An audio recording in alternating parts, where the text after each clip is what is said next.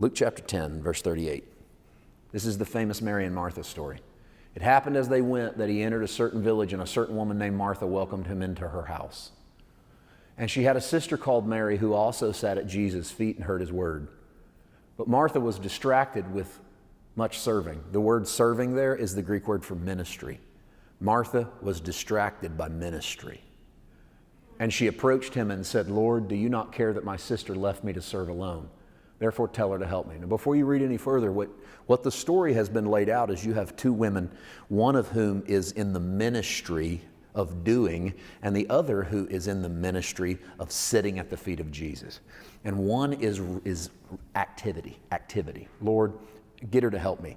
And while Mary sits at the feet of Jesus, listening to whatever Jesus says, Martha continues to go about and serve. Next verse. Jesus answered and said to her, "Martha, Martha, you're worried and troubled about many things. One thing's needed, and Mary's chosen the good part, which will not be taken away from her." This is what I mean by Jesus wasn't in the feelings business. I wouldn't have done this to Martha if I was at her house. If I went to her house and I was teaching, I do a lot of living room meetings, okay? So I've been in this situation, and people are setting attention, rapt attention. And if the hostess of the house walked up to me at a meeting and went, "Hey, Pastor Paul, could you get somebody to come in here and help me? Because everybody's just in there listening to you, and I'm in here trying to get all the snacks ready.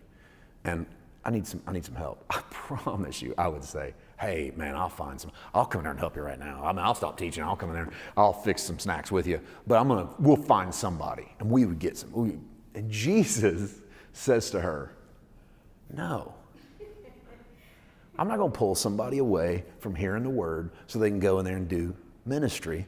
She chose the good thing. And what stuns me about it is that it's edifying, exhorting, and comforting to Martha in a way that's very unfamiliar to me, because it had to hurt her feelings a little bit.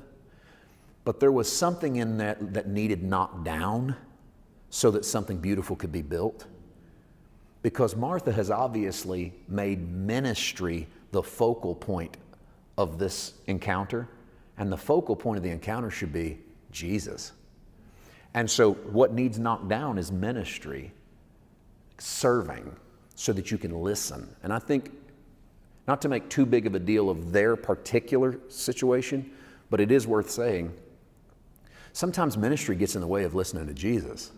We're so busy doing stuff, we don't even stop to listen if it's the thing Jesus wants done. It's just what you do to build a church. It's just what you do to build a ministry. It's just what you do to build a family. It's just what you do to build a country. It's just what you do to build, do, go. And we go, was God in any of that? Well, he had to be, and we made it work. And we made it work doesn't mean God was in it. And we've got this thing of, well, if God wasn't in it, it would have failed. Really?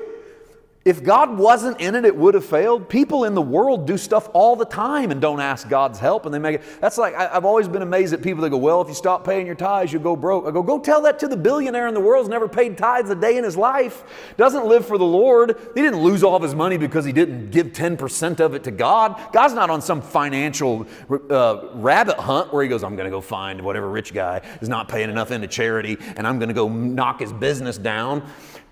It's not about what I build or what I do. It's about being able to listen to him. And don't let anything get in the way of that. Don't let anything get in the way of sitting at his feet. Jesus goes, "I am not going to stop her from doing what is good."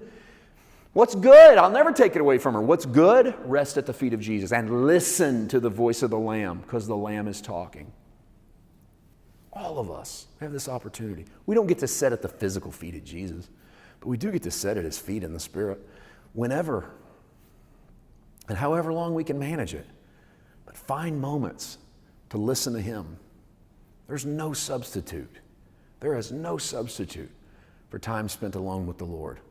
It is the single most important thing that you have as a child of God.